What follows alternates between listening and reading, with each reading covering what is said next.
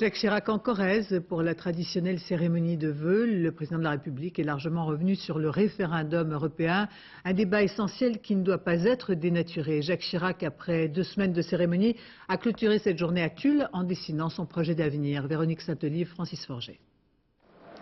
10 ans que Jacques Chirac vient présenter ses vœux aux Corréziens. Et depuis 2001, François Hollande est le premier à l'accueillir.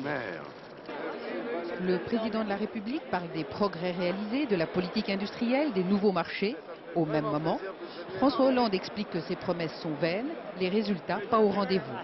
Mais emportés par la foule, les deux hommes se retrouvent.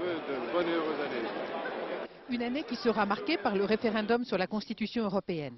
Et alors que Nicolas Sarkozy veut introduire la Turquie dans le débat et faire voter l'UMP sur les 2 sujets, le président de la République met les points sur les i.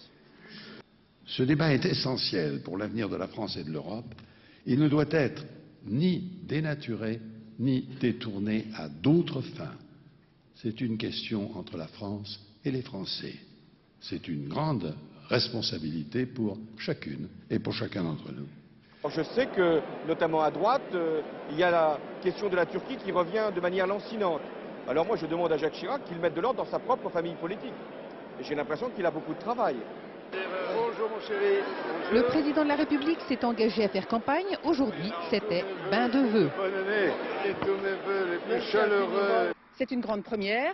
Jacques Chirac et François Hollande sont absolument d'accord. L'un et l'autre veulent entraîner les Français à voter oui à la Constitution sans se laisser influencer par le problème de la future adhésion de la Turquie.